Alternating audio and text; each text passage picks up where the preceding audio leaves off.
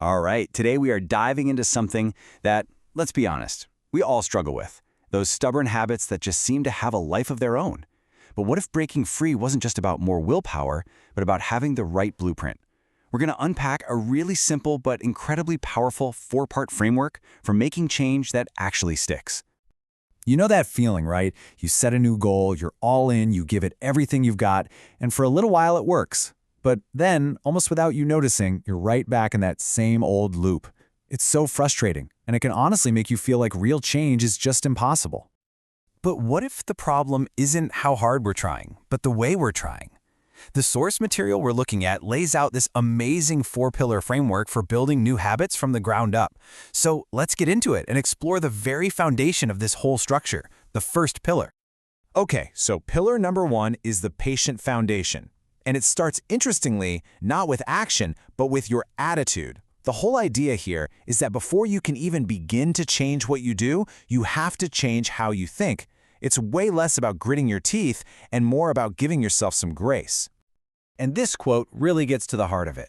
We live in a world that wants instant results for everything, but real, meaningful change? That's a marathon, not a sprint. So the very first step, according to this framework, isn't some big action. It's just giving yourself permission to be patient with the process. Now, let's be super clear about this. Patience is not an excuse to just let things slide. It's actually the opposite. It's the mental toughness that allows you to have a bad day, to mess up, without letting the entire structure you're building just collapse. It's the thing that keeps you in the game, even after a setback. So once that patient foundation is in place, we can actually start to build on it. And this brings us right to our second pillar, which is all about shifting from mindset into a very real, concrete strategy for action. Now, this is where things get really fascinating, psychologically. The framework argues that you can't just stop doing a bad habit. If you try, you just create this vacuum. The real key is to replace it. So instead of focusing on what you're getting rid of, you put all your energy into what you're building. So here are a few really good examples of what this replacement strategy actually looks like in practice. If you find yourself caught up in anxious thoughts, the alternative isn't just to stop being anxious, it's to actively start praying or reading scripture. If the habit is gossiping, the replacement is to intentionally speak words of encouragement. You're literally swapping out a negative for a positive. Okay, so we've got the right mindset and we've got a practical strategy, but let's be real. This takes energy. A lot of it. So where does that energy come from day after day?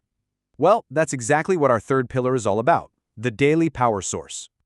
This pillar is really about recognizing the limits of our own willpower. It suggests we need to shift from relying only on our own internal strength to drawing on something bigger, a deeper spiritual source. It's about having the humility to admit, hey, I can't do this all by myself. And the key word here is daily. This is so important. It's not about making one big request for help when you start. It's about building a consistent, daily practice of connecting to that source of strength. Think of it like charging your phone. You don't just plug it in once and expect it to last for a month. It's a daily recharge for your discipline. And finally, that brings us to the fourth pillar, which tackles a critical truth. We are not meant to do this kind of hard work alone. This is all about the incredible power of having a support system and community. Now, this might be the toughest step for a lot of us, but it is often the most powerful. It's about opening up and confessing what we're struggling with to someone we trust, like a good friend or a mentor. You see, bad habits absolutely thrive in secrecy and isolation. The moment you bring them into the light by talking about them, they start to lose their power. And there's a really clear reason why this works so well. Sharing automatically builds accountability. Suddenly, you're not just answering to yourself anymore. It completely breaks that feeling of isolation, that lie that you're the only one. It provides encouragement right when you need it most. And it can offer a totally fresh perspective that you might have missed. It just changes the entire dynamic of the fight. So, now that we've seen all four pillars individually, let's put them all together and see how they create this really strong, cohesive system for change. So let's just run through the whole system one more time.